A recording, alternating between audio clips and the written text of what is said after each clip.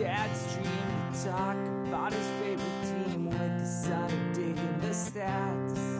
Come and join us, nerding on the Dbacks. Hello, welcome to Nerding on the Dbacks. That's right. Love to be back. Always. Those Yankees, oh my God, those Yankees.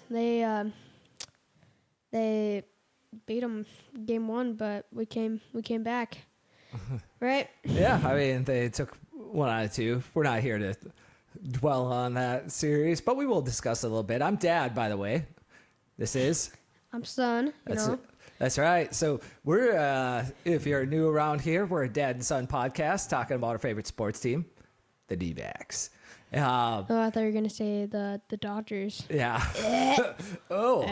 Oh, that would be awkward. Yeah. I mean, we inadvertently do discuss the Dodgers from time to time because they do play in the same division. Yep. And right now we're a little ahead of them in the standings, but we'll make that ground up. And but the reason our podcast is a little different. I try to give you guys try to discuss with Phoenix here a little evaluation, kind of like evaluating players and the state of the team and everything that goes on, a little closer to what the decision makers of the team are using for evaluation, not just things like OPS and ERA, but getting down into more of the granulars. Obviously, we don't have, this is going to blow some of your guys' minds. We don't have things like elbow wrap data to see how a player is contorting his elbow when he throws a curveball versus a slider and how he can do it differently to get more spins or less spins and what he needs to control it and all of that stuff. But we do our best, or weight plates on the ground, pressure plates, to see how a player is shifting in his batting stance when he swings. And there's so much stuff they do now, but we're going to try to use at least some numbers that are going to put it in perspective as to what they're doing. So, so that's kind of our goal. And then Phoenix asks really smart questions and cracks wise once in a while. Oh yeah, I'm the podcast. Pod clown. Yeah. Yeah. I like it. Honk honk. Yeah. Also, we got an addition to the background here. Right. Can you see it? Right there. Can you spot the new thing? Yeah. Next to the Torey Lovallo signed baseball, we got a Corbin Carroll. Yep. It's the Rookie of the Year bobblehead. It's this thing right here. Yeah. Yep. That's the new part. All right. So enough with the pleasantries. Let's talk some baseball. This past week of games, the D-backs went 1-5 since we were last on. Now, that sounds really rough, but then you dig into it a little bit further. They had run differentials of -3, +7 in the one game that they won versus the Yankees, and then -1, -1, -1, and then -3 again. That's a total of -2. You would think that with that kind of run differential, it would be they probably deserve to be 2-4 at least, if not 3-3. And all 3 one-run games. They kind of basically one-run games are viewed almost as coin flips. The way that they go, it's just kind of random distribution of wins and losses when it comes to one-run games and extra inning games as well. And so that they were on the losing end of 3 straight one-run games is unusual, and it's the kind of thing that they'll easily make up later in the season. I have no typically. It wouldn't be a surprise at all to see them win their next 3 one-run games. It just wouldn't be a surprise at all. That's usually the way those things sort of go. And the reason I bring up run differential is shown to be more predictive of, or more accurate at projecting future performance for a team than wins and losses are. And I mean, it's really not even close. It's so much more accurate at projecting future wins and losses for a team. So that they finished with -2 against the Yankees, the best team in the American League, and the Braves, the best team in the National League, is actually really encouraging, I think, for this team. And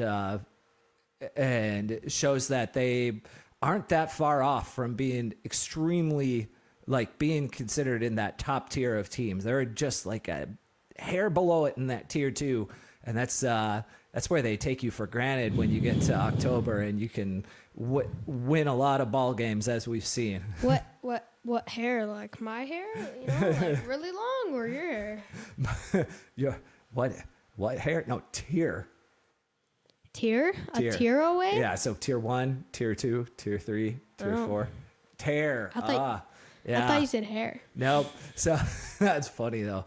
So yeah, the despite this 1-5 section of the schedule, which if you have listened to our show, I said ahead of time they're probably gonna finish under 500 for the month of April, and they're proving me right so far.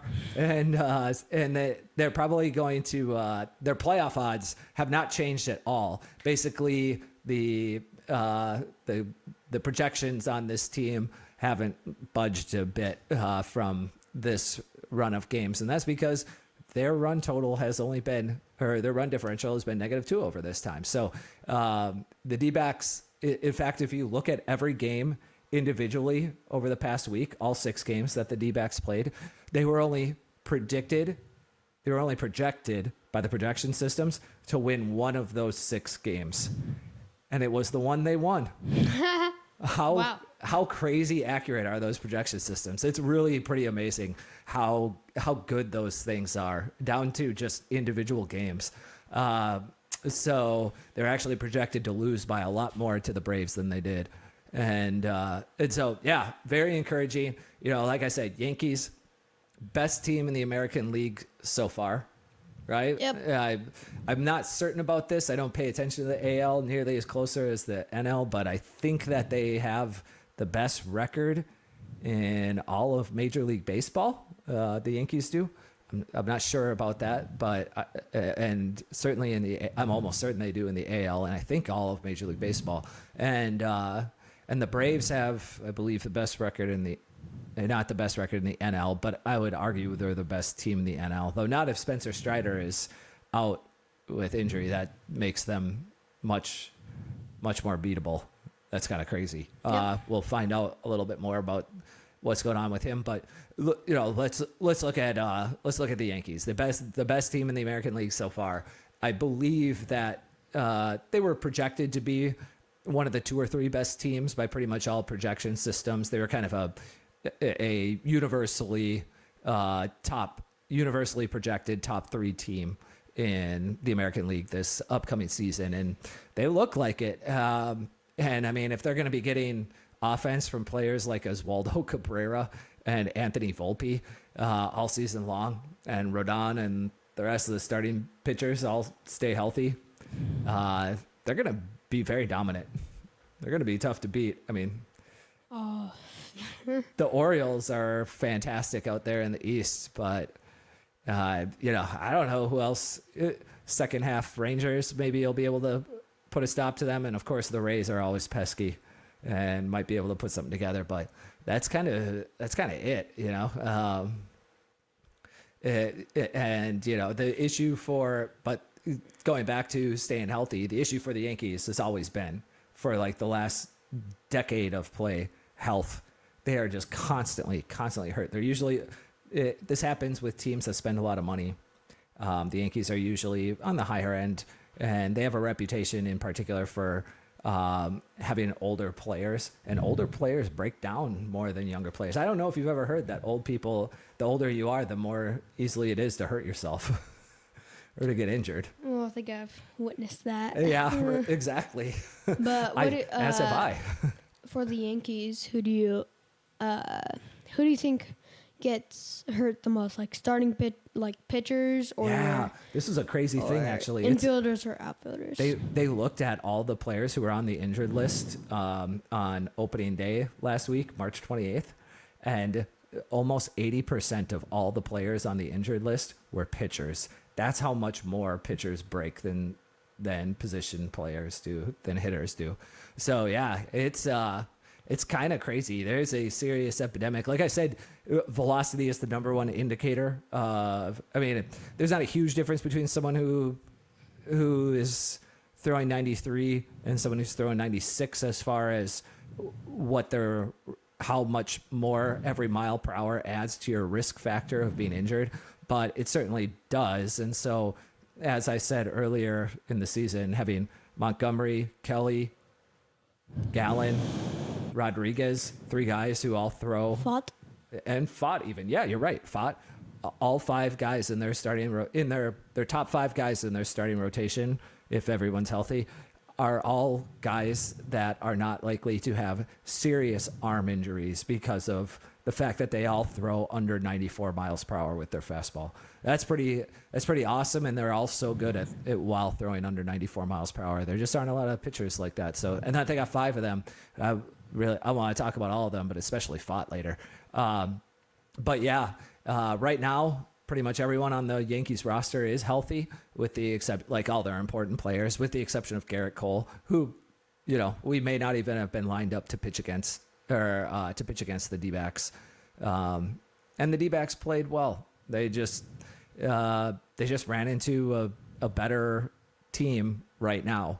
If the Dbacks had their 2 starting pitchers, and granted, you could say the same about the Yankees. If they had Cole, they might have dominated even more, but they didn't. And if the D-backs had just one of their 2 other starting pitchers in that game, they didn't have to pitch Ryan Nelson for one of those games. That they might have taken 2 out of 3 instead of just 1 out of 3. And so, could be they're good. The Yankees are really good, and the D-backs are good too. Of course. Yeah. So on to the Braves. They're so good. They're so good. They showed why they're probably the best team in Major League Baseball still. And no lead is safe. I mean, it's crazy seeing their guys. Like, they got Jared Kelenic batting 9th in that lineup. And I'm not saying Jared Kelenic's awesome. And Jared Kelenic wouldn't be batting any higher than 7th in this lineup. But the difference is, like, after you get, past Carroll and Marte, there's an argument that there's probably 4 or 5 guys in the Braves lineup that would be batting higher than just about anybody not named Marte or Carroll in this D-backs lineup. They're just so deep with offense. No lead is safe. No lead is safe. It doesn't really matter. It's not like the D-backs bullpen didn't even pitch that poorly by any means. They actually pitched pretty good, and they had a lot of hits just kind of find grass on them. And no lead can steal at second, because if a lead is stealing at second, it's going to get thrown out. Speaking of being thrown out by a catcher, apparently Jake Duvall, right? Adam Duvall for the Braves. Dang it! Yeah, apparently he got traded, right? Or he signed with the Braves in the offseason. Oh, well, he's not actually, playing. not even in the offseason. I think he signed with the Braves after like 2 games into the regular season. Well, he's not playing, right? No, he's playing. Adam Duvall? Yeah, he played against the D-backs in the Tommy Henry start. Oh, I thought he didn't. Yeah. Well, yeah, he started against Tommy. He was in the lineup against Tommy Henry. So don't listen to me. it wasn't really that bad of a showing at all by the D-backs, considering how good the Braves are and that the D-backs were playing in Atlanta. The outcome of that series in no way changes how I view the D-backs and their place in the hierarchy of National League baseball teams at all. They did great. So that wasn't a concern. Yeah. All right. So anything else that you want to bring up in regards to the Braves or Yankees series? Well, it seems like in the Braves talk, you really didn't talk about Strider. So do you want to talk about Strider? Yeah. There? So Strider, I don't know exactly what it is. I know he's got UCL injury. So the D-backs obviously, while we were watching the game, right, I was sitting there commenting like, I can't believe how awful Strider's command is right now. It's Yeah, so weird. he was just thrown in like the middle of the plate, and if he wasn't, he was thrown like outside. Right. And It was either middle strikes or it was balls. Like, it was crazy. Yep. I've never seen him like that before, and not that I've watched a lot of the Quad King because that dude has some serious quads. I don't know if you heard they actually call him Quadzilla. Quadzilla. I like that. That's a good nickname. That's a good nickname for a Strider and his stash. So he's got a UCL injury. He's going in for imaging. I'm not sure let's face it, I wouldn't be surprised if he's gonna need Tommy UCL surgery. Yeah. So many Tommy Johns. I know. You got Bryce Harper getting Tommy John, right? Yeah, he got it a couple of years ago, and Ohtani got it.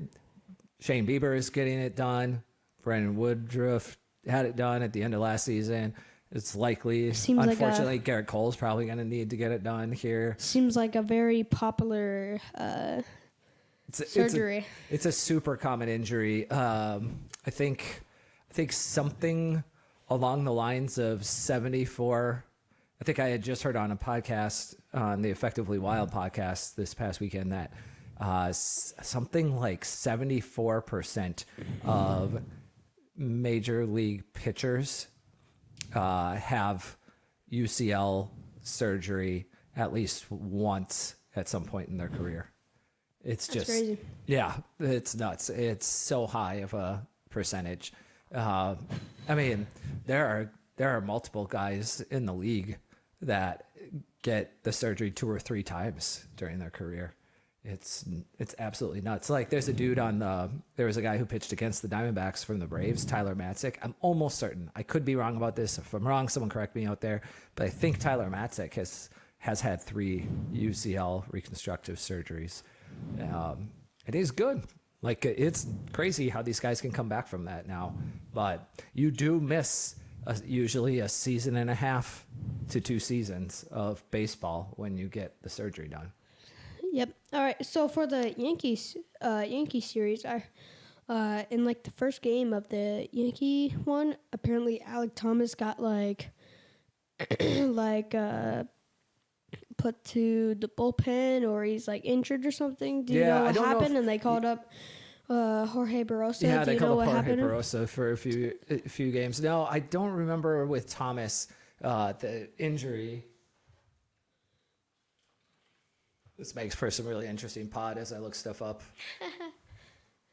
Yeah, that's how you know we don't script it. Ad lib for bad. Yeah, ad lib for us. I know Alec Thomas. Obviously, he's hurt. He's on the IL, and he got hurt actually, I think, in the final game of the Rockies series. I'm pretty certain, and it looks like he's out with a hamstring injury. Oh, okay. Apparently, he was injured on his way to first base. Yeah, so they put him on the. You're right. They put him on the injured list the day of the first Yankees game, but he got hurt in the final game of the Rockies series and came out. So yes, they brought up Barrosa, who we're going to talk a little bit about later. King. But so because of that, Carroll's plans shifted over to center field.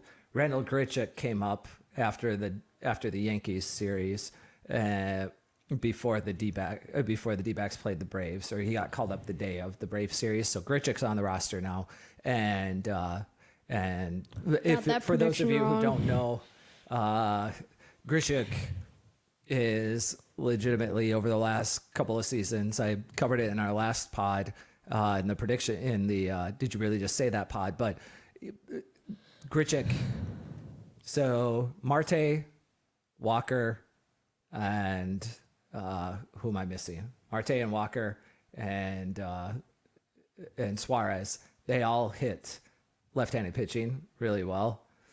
But Grichuk's just on like a whole nother level over the last couple of seasons. I remember. I think you talked about that last pod. Yeah, yep. In the Did You Really Just Say That? Because I made the prediction about him hitting a home run coming up. And let's see. I mean, he's got probably 2 more starts that he's going to get in this 3-game series against the Rockies. That he could certainly be putting one out. And so, yeah, he just absolutely mashes lefties. So I'm almost certain you're going to see in right field going forward a platoon of Jake McCarthy versus right-handed pitchers and Randall Grichuk versus left-handed pitchers. The problem, Randall Grichuk's kryptonite is he literally can't hit right-handed pitching. The dude's just he's terrible against right-handed pitching. He's a below-average hitter against right-handed pitching, and he's the best hitter on the team against left-handed pitching. It's like if he was a candy, you grab it with the left hand, it turns into a freaking king size Snicker bar, and then when you grab it with the right hand, it turns into Milk Duds. I was wondering where this analogy was going. Well played. So I like it. He's good with the left-handers. He's good from one side of the plate, but not the other. Not the other. Well, he hits from the same side of the plate. He's good against one-handedness of pitchers and not the other. And he absolutely destroys lefties. It sounded better in my head. Not gonna lie. It came out actually good. It makes a lot of sense. You're absolutely correct. So. Best analogy ever. Yeah. So and Carroll's playing pretty much every day in the center field, which is great. Because what did I say at the beginning of the season? The D-backs have like they have 3 really good left-handed hitting center fielders on the team, and Jake McCarthy is the 3rd best of them, and that's why they should be looking to trade him, because there's no need to roster 3 left-handed hitting center fielders on one team. It's kind of overkill. But they're doing it for the time being, and Grichuk's getting a lot of play McCarthy's getting a lot of play with the Thomas injury for the time being. And so, and he's doing a great job. McCarthy's playing great. I'm absolutely loving that part. Yeah. Do you want to talk about that play too, where Eugenio Suarez got into, as that one chubby kid from the Sandlot would say, "A pickle!" Between the catcher and the third baseman. I hope that wasn't too loud. I didn't try to make it too loud, but anyways, where he had a really bad slide to third base, and then Jorge Barroso was being a little bit of a little bit aggressive, and man. he was like halfway to second base, and he got thrown out at first. Barroso was playing a little out of control. He was a little, the thing is, when you're a young kid and you're not just like, I look at Blaze Alexander the same way, and we're going to talk about him, but man, when you're just coming up to the majors for the first time, and you're not like a top 10, 20 prospect, like nationwide ranked prospect, it can be intimidating. Now, for whatever reason, I'm just going to say I think the reason why those top 20-ish prospects, when they come up to the majors, that they don't seem to have quite the same level of jitters is because there is so much focus and attention on them in the minors already. They're constantly being scrutinized, and they've kind of got even though it's not literal, they sort of have the figurative bright lights on them all the time, all the way through the minors. And so I think it's just not quite the same level of scrutiny that they feel like they don't feel like they need to overplay themselves because they've been what they are to get there.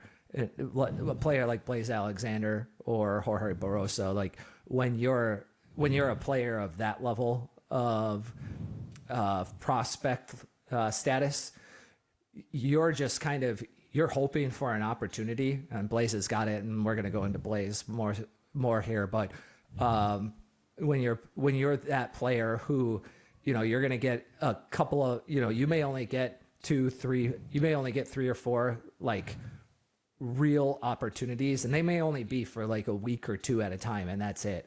And you pretty much have to hope that you get that opportunity, and when you do get that opportunity, that you are playing hot for that week or 2 that you're in the majors, so that week or 2 of being in the majors turns into you staying in the majors for 4 weeks or maybe 6 weeks or 8 weeks, and just hoping that you can extend that runway for that time, because the longer that you are up in the majors, it means that you're more likely to get the next crack, even if you end up going back down. But if you play well enough, you're a young guy like Barossa or like Alexander, you play well enough, You could get that possibly opportunity, get a you stay. roster spot. You stay. They'll find a way to make room for you. I mean, this roster, there's very few rosters in Major League Baseball that don't have someone that can't be cut from the roster without being, I hate being mean to Major League Baseball players, because these guys are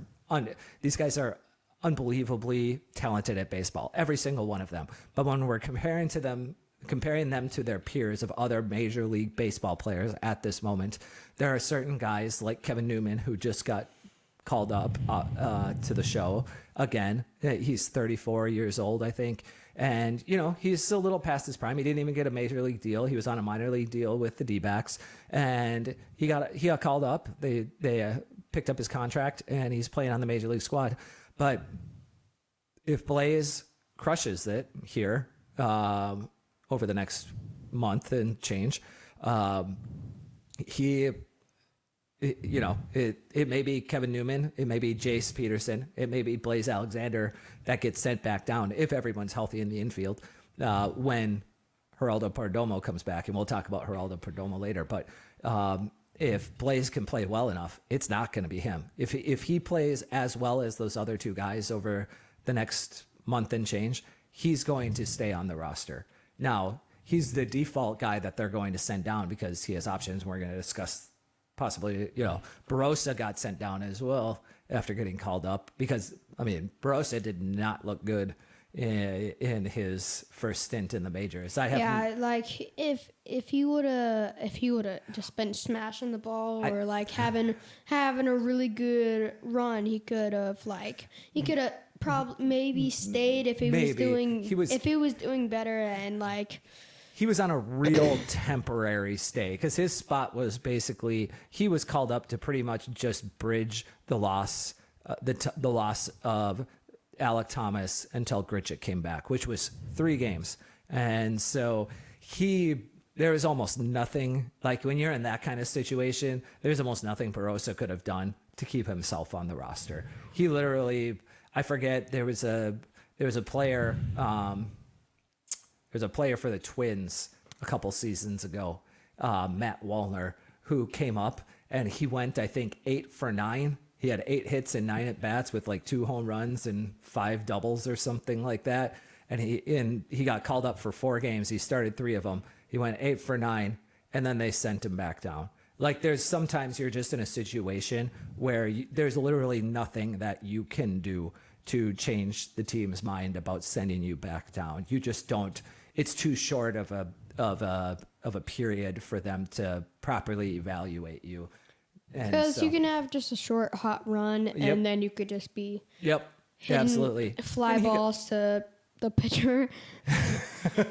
We call those pop-ups, son. So but let's move on. Let's put a pin on that. We're going to come back around to all of that kind of conversation. So let's talk a little bit about the three, I guess, kind of the 4, even the 4th aspect of the team. But I kind of look at it as starting pitching, relief pitching, offense, defense. And so the starting pitching, it's been mediocre so far. Not awesome. They're kind of in the middle of the pack on pretty much all starting pitching numbers. I think they were 17, 18, something like that. Yeah, depending on the stat, ERA, expected ERA, FIP, xFIP, all of those, they were kind of right in the 16 to 20 range on everything. They were kind of, I described them as, they're the best of the worst. Best of the, yeah. So they're right in there in the middle, slightly below average to slightly below average pitching from their starting rotation so far. It's not really a surprise with Thomas Henry. Thomas Henry? I bet that is his actual name. Tommy Henry, though, is what we call him. That's wow. You went on a Jamie Carroll streak there. Yeah. and Ryan Nelson. I'm never gonna forget Ryan's name because he's only the second Ryan that I've ever heard, whose name I've ever heard in my life. Who's the second one? He is the second one. Who's the first one? Ryan Sandberg. He's a Hall of Fame second baseman from the Cubs that played during my childhood. And so I'm never going to forget Ryan. Ryan? Yep, Ryan. Spelled exactly the same. Ryan. Yep. And so Ryan, like an orange rind. You're saying Ryan, and then you say Ryan, and then you say Ryan, and then you say Ryan. No, I don't. It's Ryan. You keep saying Ryan. Yes, Ryan. R-Y-N-E. Ryan. Not Ryan. Ryan. Okay, whatever. Just move on. So Ryan Nelson and See, you said it right. You said it right. You said Ryan. It's not his name. I can't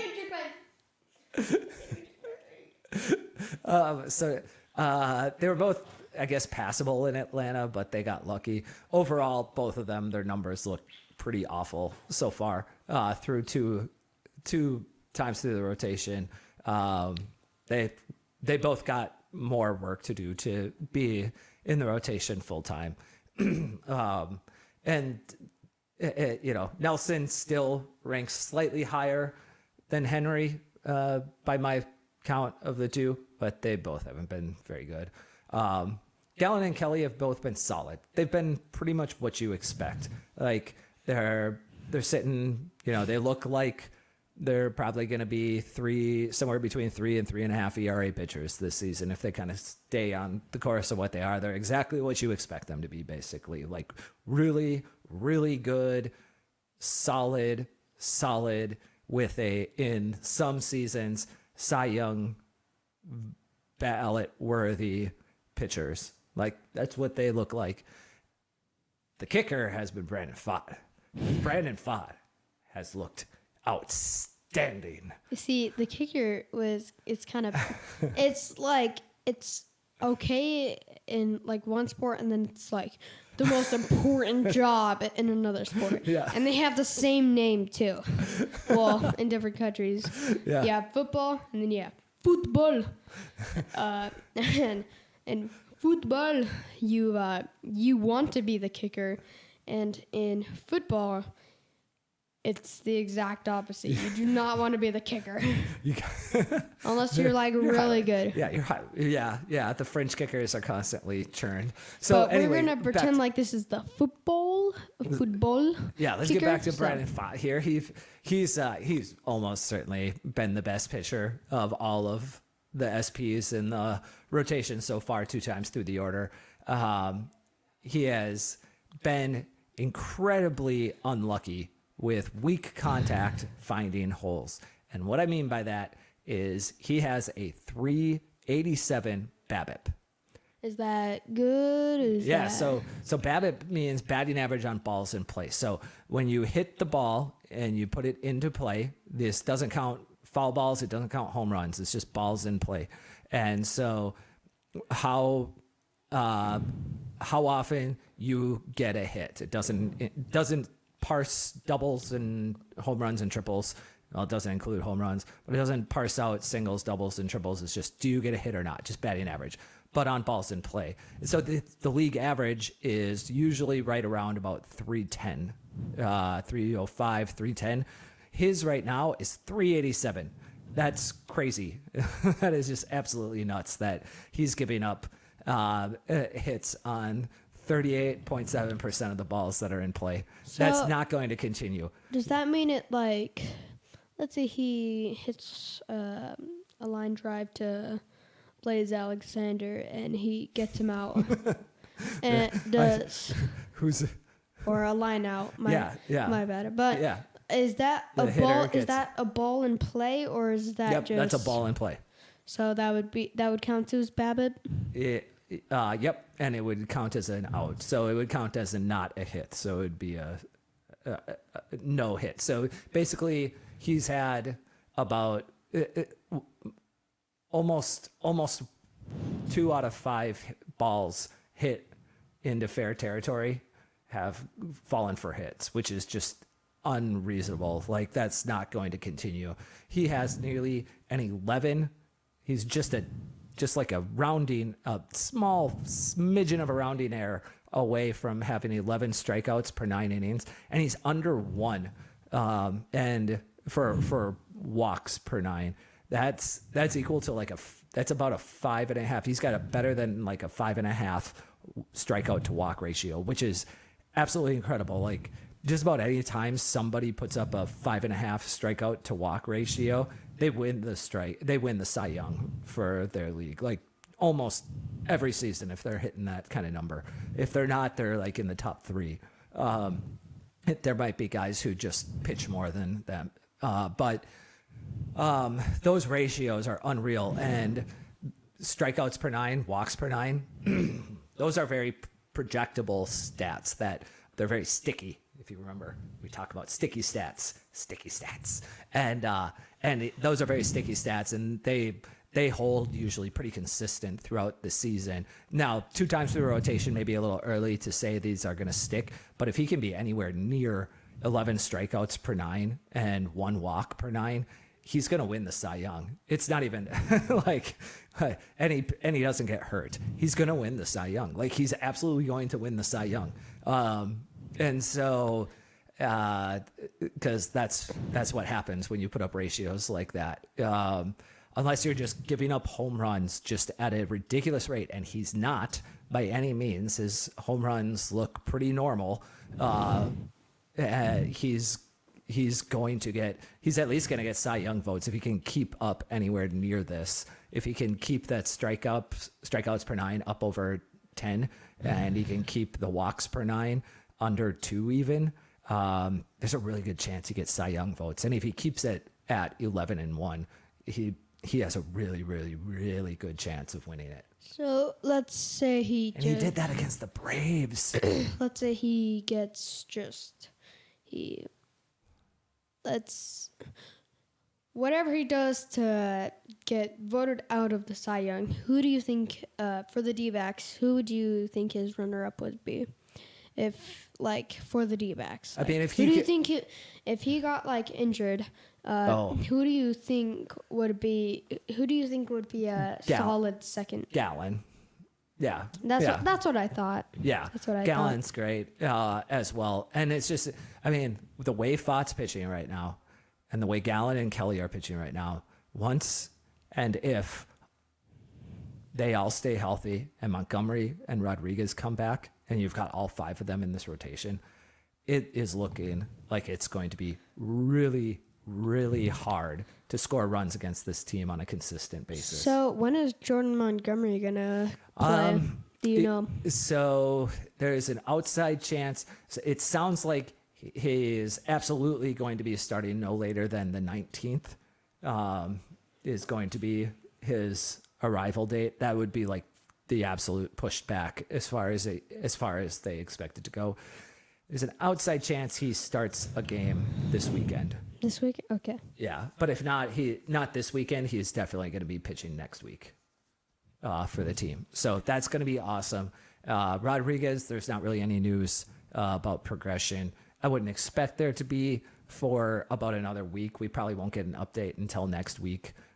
Maybe on the Sunday presser by Torrey, because usually every Sunday, most managers, they kind of give an update on the state of the team every Sunday.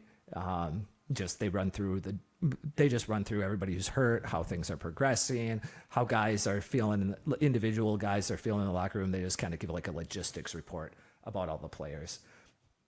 And so we might get a little update about Rodriguez there, but I wouldn't really expect a true update for another couple of weeks, to be honest. You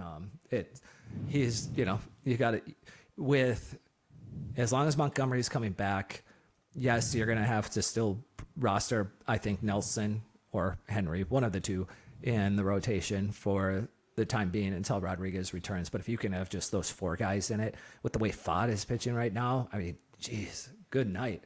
I just am absolutely, I definitely have a new, Pfaadt, I don't think would be game one starter at this point in the playoffs. Even if he continues this and wins the Cy Young, I wouldn't be surprised if they still keep Gallen rocking it. And I don't want to get ahead of my skis. We talked last week about let's overreact together. This is a total overreaction. It's just he's doing it in a way that is with strikeouts and walks, and it's just so cool.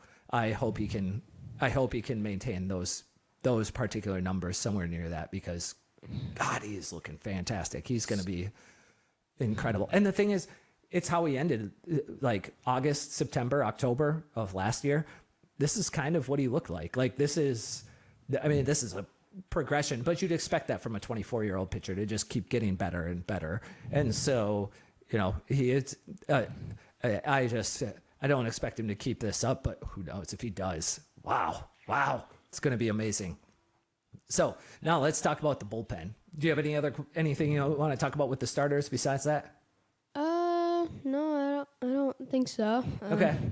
I'm excited to see Jordan Montgomery this week, though, if he does play. Yeah, if he's. I just want to see Jordan Montgomery. Yeah, and don't get me wrong, I don't expect him to pitch this upcoming weekend. They haven't announced anything like that. I don't think that's likely to happen, but it could.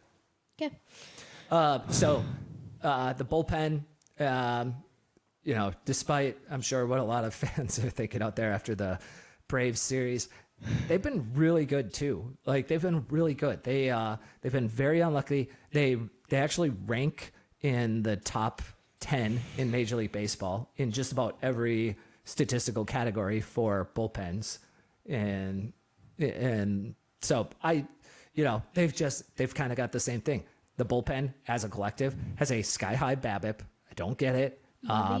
There's a lot of weak contact, finding grass and getting guys on base. I just don't see it much as a concern at this point, even with Seawold out. Now, bullpens are always volatile. It's been 2 weeks. I could say this right now, and a week from now, I could absolutely be like, oh my God, this thing is just a complete juggernaut waiting to explode, and we need to find some way to stabilize this fast if it's possible. Like, get on the horn, start pedaling Jake McCarthy, and see what relief pitcher you can get off of a established reliever you can find on a team out there. But for right now, there's no need. Like the bullpen's been good. Castro, yeah, he gave up some runs. He looked good. Ginkel, yep, he gave up some runs. He's looked good. Like sometimes you can pitch well and still get beat and still give up runs. And that's pretty much what's been happening with the bullpen. It's not really that worried about it. Castro and Ginkel, they were they had some good pitches. The hitters just beat them. Yeah. They were just on they got onto a hot streak with Castro, and once you get on a hot streak, right. You can't get over it, And they're the Braves. Their offense, they had, I think they were I don't remember exactly what it was. I know they scored the most runs in Major League Baseball last year, and I don't see any reason why they won't do it again this season. They're just absolutely insane when it comes to the offensive side of the ball. Speaking of offense, they're absolutely as incredible as the Dodgers lineup is. Even now, with adding Ohtani to Betts and Freeman and Smith and Muncy, the Braves still have a better lineup than the Dodgers do. The Dodgers still haven't caught up to what the Braves have. As I was saying, speaking of offense. Yeah, so the Dbacks offense has been fantastic. Now, I know part of that is because it's getting buoyed by playing against the Rockies, unfortunately. And so it's a little hard to get a clear picture, but they did play 6 against the Yankees and the Braves, and that's certainly a different story. The cool thing about watching the D-backs is if you're tuning in early, you're seeing the D-backs score a lot of runs. They have scored multiple runs in the first inning in 7 out of their first 10 games. That's kind of nuts. 2 runs or more in the first inning in 7 out of 10 games. No other team has done that more than twice so far this season, and they've done it 7 times. What would you say the average for would it be 5 5 out of 10 games or like half for the multiple runs? Multiple runs in the first inning?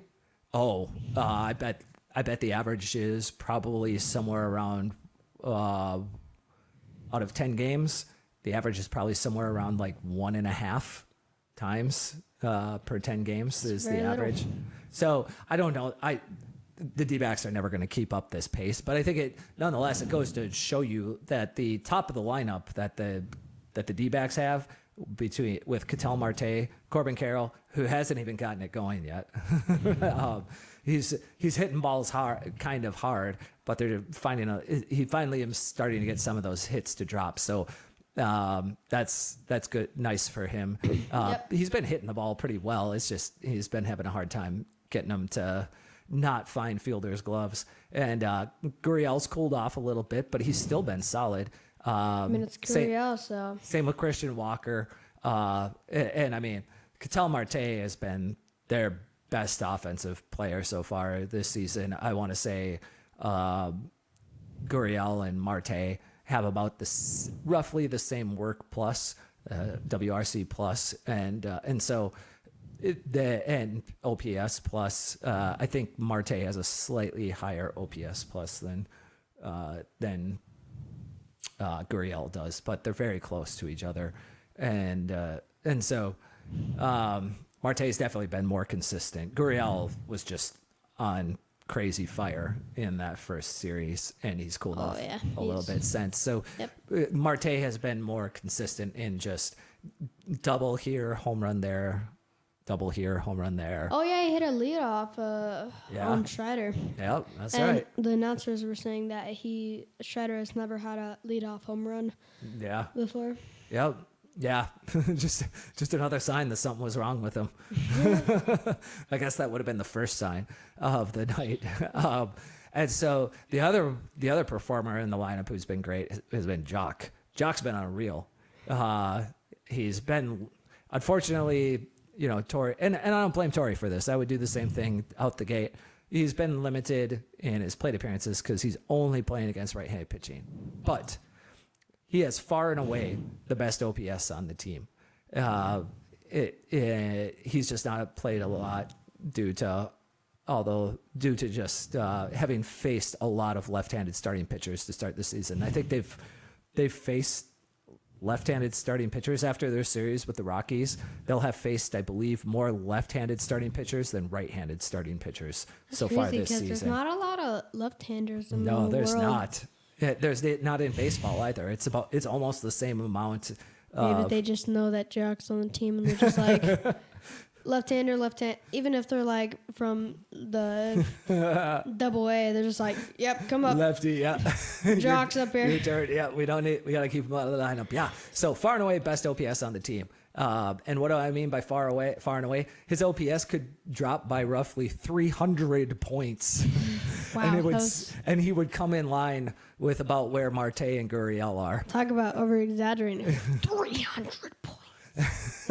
And so it might be time with the start that he's had to find a way to get him into the lineup versus some left-handed pitchers. And while I wouldn't normally suggest this for the team, maybe I would. I don't know. If he's hitting like this and he can even be slightly productive against left-handed pitchers, like if he's hitting 400, 500 points less against left-handers than he is against right-handers, but he's hitting like this ish against right-handers still, which there's no way he's going to keep this up against righties, but maybe he's walking so much. It's incredible. 25% of his plate appearances are ending in a walk. Like that's literally Barry Bonds level of walk rate. And so I don't think he'll keep it up, but he's been incredible with his pitch selection up there. And with Grichuk and McCarthy, you could just run a straight platoon out there in right field with those guys, and then you can just keep Jock in at DH full time pretty much. And so if it's a really difficult lefty, yes, go ahead.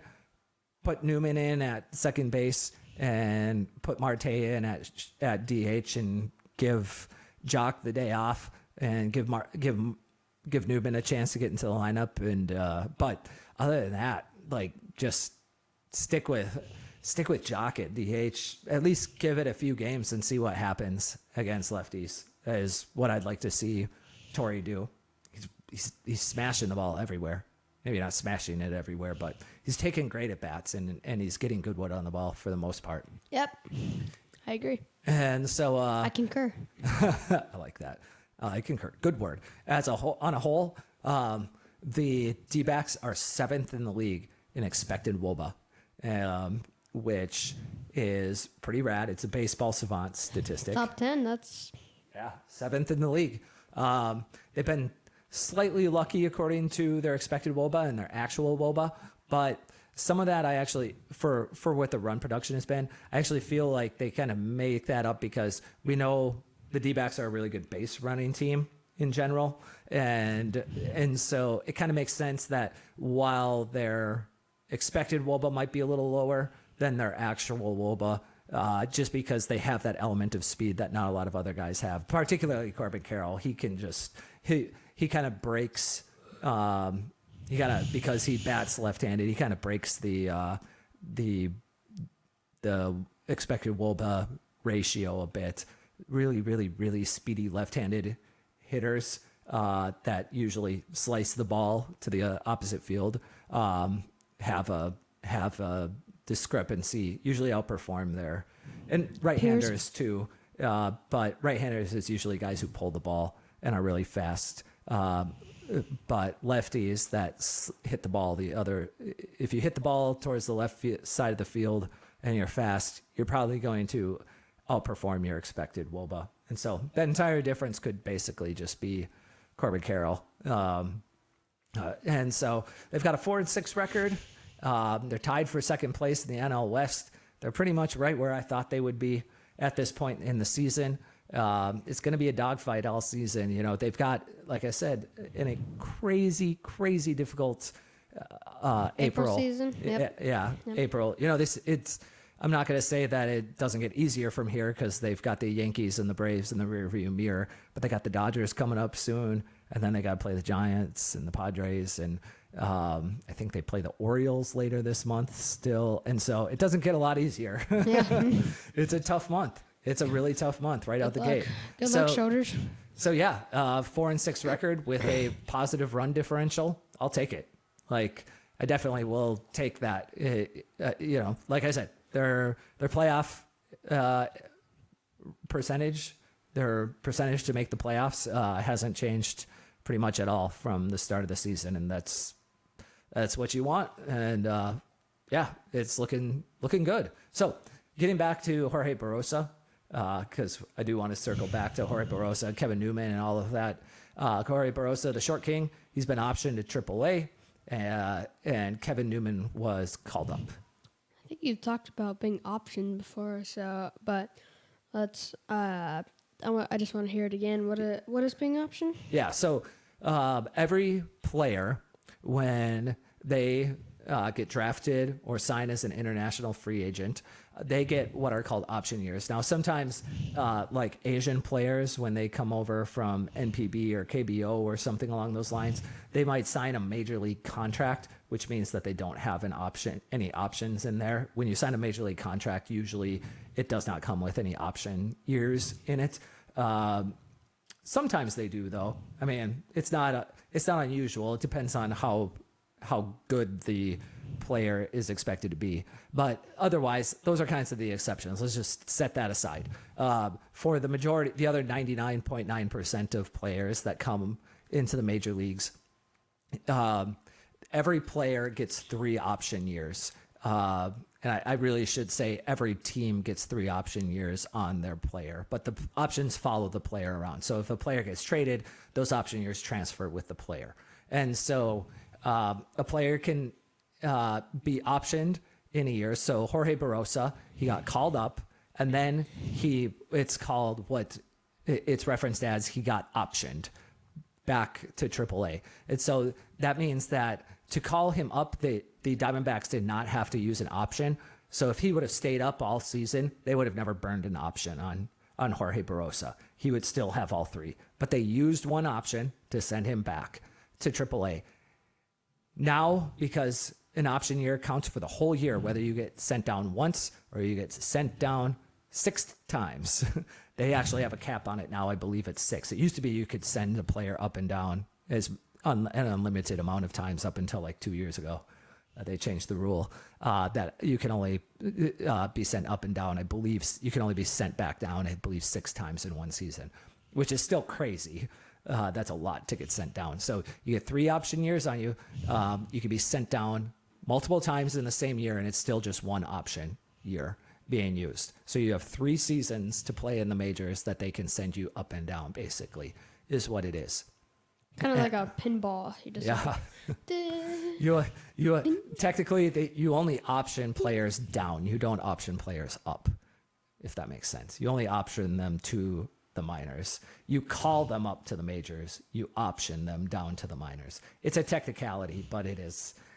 Baseball is full of these weird little minutia technicalities.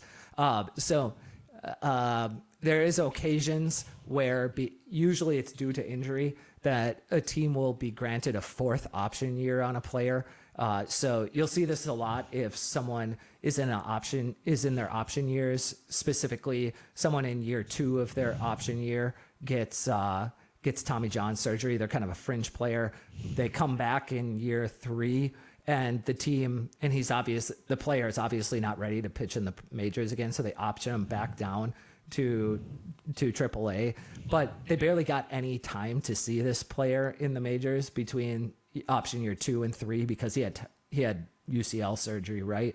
And so he maybe only pitched like 7 games combined between the 2 seasons. So Major League Baseball, the players union usually will agree to give the team a 4th option year to evaluate the player before losing them. And if they don't have an option year left, for example, Emmanuel Rivera, who's played on the Dbacks for the last couple of seasons, he had no options. He had no options left. And so after spring training was over, they did what was called designated him for assignment. So if a player has no options left and he doesn't have a major league contract, you do what is referenced as a designation for assignment, or a DFA, we call it in the industry. I think he was a third baseman, right? Yep, that's right. Yep. So they designated him for assignment. He went on waivers. When you get designated for assignment, you go on waivers, and rather than go through the claims process, the Marlins just traded for Emmanuel Rivera. And he actually, I believe, is starting at third base tonight. Cool. Yeah, good for him. Yeah. So yeah, he's on now. The Marlins don't have an option here on him either. They have to keep him on their major league team, or they have to designate him for assignment and send him through waivers if they don't keep him on the major league roster. So that's how options work. And getting back to Newman. We're going to talk about the Perdomo injury here for our last update. And Perdomo had an injury. They called up Kevin Newman, who's at this stage, he was a really good shortstop for a few seasons. He had his day in the sun. He's 34. He's still in Major League Baseball. What do I say about shortstops?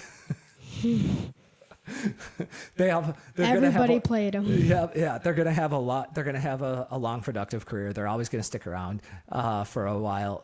But they're gonna get a longer leash at the end of their career, typically, than most players, because they have so far to slide down the defensive spectrum where they're still valuable. And so he was actually playing second base. He started at second base against Chris Sale. And so he's on the roster. He's a fringe player. Like I mentioned before, he'll occasionally play, maybe once or twice a week. He'll get a start against a lefty. I wouldn't even say he's going to be in the lineup against all lefties. I'm almost certain he won't be, but he's not someone you need to find a way to get into the lineup. He's kind of just a placeholder, a bench warmer, and kind of a break glass as needed, use as needed, but not someone that you're depending on a change of season. And he may not even be on the roster in 2 months again. Yep. Let's try to move fast here because we're pulling running up to an hour, Yeah. so we're not trying to drag this along and just Okay. Perdomo injury. He tore his meniscus. You asked me, is that the same thing that I had? And no, I had a much more serious cartilage tear than my meniscus. Unfortunately, the meniscus, if you're going to tear a cartilage in your knee, the meniscus is the best. None of them are good, but it's the least. It's the least consequential. It's the least invasive surgery to repair of any of your knee cartilage. It's a rare part of cartilage in your knee that has blood flow to it still, so it can kind of heal itself. And so, like where I tore my knee, there's no blood flow in that cartilage, so it can't heal itself, which is why it's such a long recovery. Like when professional athletes get my type of knee surgery, they're usually out for 8 to 10 months because it's crazy. Whereas when you get a meniscus, because you get it surgically repaired, and then you can also get it injected with PRPs to help heal it faster, so that you can get back out on the field pretty quickly. Yep. And so he's going to be out at least 6 weeks. They've said they've said 8 weeks, which means he's probably going to have to play another 2 to 4 weeks of games after he gets back.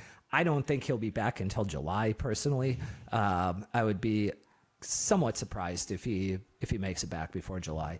And I know this sounds harsh, but I really think that the D-backs, from a production standpoint, from an offensive production standpoint at shortstop, may have just gotten better.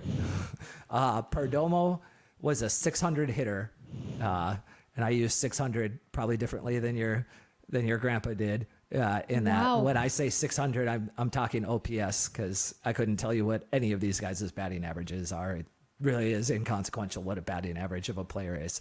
Their OPS is important though, and so he's been a 600 hitter since July of last year, and this absolutely 100% tracks with what his batted ball data looks like, with what his StatCast data looks like, and it's almost certain that Blaze Alexander is an upgrade at the plate for the D-backs. I would be very surprised if he is not a better than 600 hitter. It's why I was saying all offseason, Perdomo's best position with the team is utility infielder. You really don't want to have him in the lineup every day. He's a very good He's a good shortstop. He's not a great defensive shortstop, but he's a good defensive shortstop. Now, this is where things have kind of fallen apart already in Perdomo's absence. Is Blaze's defense on shortstop, it looked really shaky. It's looked awful shaky.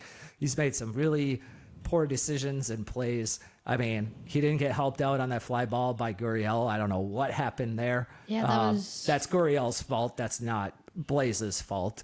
Well, we don't really know what. Yeah, you're right. happened. We don't really know what happened. Could have been any of their fault. Maybe he was like calling him off and Blaze was going, but yeah, either way, he's missed a couple of ground balls. One of them that first one took that gnarly hop that almost hit him in the face. hit him in the chest. That was absolutely unreal. I don't hold that one against them. I don't even know if I don't really pay attention to errors, another stat that is almost worthless. I'd rather have a guy who botches 5 balls but gets to 10 extra balls than a guy who botches no balls but can't get to the 10 extra, because the guy who gets to the 10 extra is getting you 5 more outs net on the season than the guy who's not getting any. So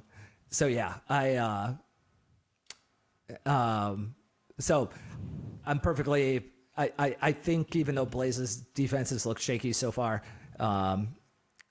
this is where it's harder to quantify Perdomo's value, and I get that, to the team. Blaze, though, realistically, with all of his defensive miscues combined, his fault or not, they probably cost him one. They probably cost the team cumulatively a game over the Braves series, the Braves and Yankees series, and so it should get better though. It almost certainly. Shortstop in the majors is the hardest position to play, and so almost everybody wants to play it. yes, it's because you want to be that guy. It is so difficult to play. You've got so much responsibility when you're a shortstop in the majors. I guess it's no different than when you play amateur coming up. You know, if you remember in high school, the shortstop's the guy responsible for everything on the defense that goes on. And so there's a lot to be responsible for, making sure all the players are in their positions and just everybody's doing the right thing. Everyone's on one page. And so Cutoff man too. Yep. And so there's just a lot going on when you're a shortstop, and so very few young players come up and are good at shortstop. Most take an adjustment period. Almost all shortstops, and even a lot of second basemen. Frankly. Okay. Wow. That's gonna be the. For those of you who aren't watching this, Phoenix leaned back in his chair and it started to tip on him. I had to catch him. So that's gonna be our cover. Me almost falling. Your facial expression, I bet, was awesome on that. I'm probably gonna have like a double chin or something. So all right, let's get back to. I'm so sorry. No, that's all right. So I'm pretty sure by May he's probably gonna be a lot closer to what his true shortstop talent level is. It's not like his tools haven't looked competent. It's just he looks inexperienced, and so that experience will come. It is unfortunate that Jordan Lawler's got an injury of his own that will likely have him returning to the Diamondbacks baseball team, whether in the minors or at the majors, at about the same time as Perdomo. So he's not really going to have a chance to play every day in Perdomo's absence, which is, you know, what we really would have loved to see. He could have Wally Pipped Perdomo. What? What did you just say? Wally Pipped. Is that Scottie Pippen's brother or something? Or? Yeah, so back, I don't know if you're familiar with the baseball player Lou Gehrig. Who? Lou Gehrig. So, who's Gary? Gehrig. He's a Hall of Fame first baseman. He had the until Cal Ripken broke it in like 2005 or something. Lou Gehrig held the record for the most consecutive games played for his team without missing one. He was in the starting lineup every day for like 14 seasons. And what's crazy is they call it Wally Pipped because Wally Pipp was the starting first baseman for the Yankees from like 1919 to 1924 or something like that. And Lou Gehrig was just a bench player for like 22 and 23 and the beginning of 24. And Wally Pipp took a day off. He had a migraine, and so Lou Gehrig got a chance to start that day. It was like only like his 8th start in 3 seasons for the Yankees or something like that. And he was in the starting lineup every single game for like the next 14 years after that. He just literally, he took Wally Pipp's job while Wally Pipp was out of the lineup. Wally Pippen didn't play another baseball game of his entire... No, he went and played for the A's, I think, or maybe the Royals. I can't remember. I think it was New York. No, that was who he was with, the Yankees. He got traded after the 2024 season, 25 season. I can't remember exactly. I think it was Baltimore, but whatever. For those of you who don't know, I wasn't alive back then, so I'm just kind of going off of some reading a Fangraphs page about Wally Pipp and Lou Gehrig one day. But that's not really fair to Perdomo because honestly, everyone in baseball outside of Dbacks fans, because Dbacks fans are enamored with Perdomo. He's a very lovable baseball player, but coming into 2024, pretty much everyone outside of Dbacks fandom came into 2024 with the expectation that Lawler would be the starting everyday shortstop by the end of the season, and so I mean, coming into the season, shortstop was 100% the weakest position on the field for the D-backs, and Lawler is their best prospect, and he's at AAA. I mean, he's the 7th highest rated prospect in Major League Baseball, and he's at AAA. Like, there's most of the top 10 are guys who are at high A and low high A, at single A still, and he's at AAA, and so he's just, there are very few guys that are as ready to come in and be a star in the majors as Jordan Lawler is. And it's probably why the D-backs didn't go and make an upgrade at shortstop in the offseason. So that's the situation. Blaze, I hope he can run with this. This is, what I was talking about earlier with when you get your chance. Blaze now has his chance. His runway is clear. It is Blaze's shortstop position for the next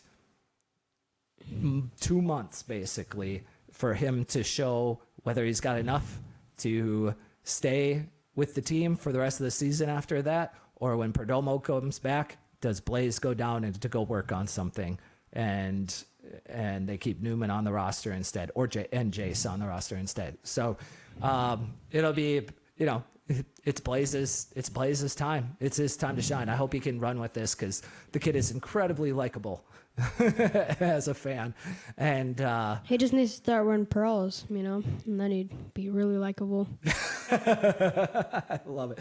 Even Jock doesn't wear pearls anymore. I'm so bummed by that. I was really hoping he would be rocking pearls in the D-backs uni. But it is what it is. So that's it. This show has gone on long enough. If you're still listening, thank you so much. We really appreciate it. Please like and comment and subscribe if you haven't yet. And of course, channel Ian Kindergartner. If you and share. Who saw the solar eclipse? And if you didn't, then you have to like, subscribe, and maybe comment. And if you did see the eclipse, you have to share to someone who didn't see the eclipse so that they can like and subscribe and comment, and we can just keep this train going, and hopefully we don't run out of people who didn't see the eclipse. Yep. Good talk. Yep. That was a hell of a pep. And I'm very sorry for my stupidity of almost falling out of my chair. That will not happen again. I promise you. I will never do that again. Well played, son. All right. Bye. Bye. I'm so sorry.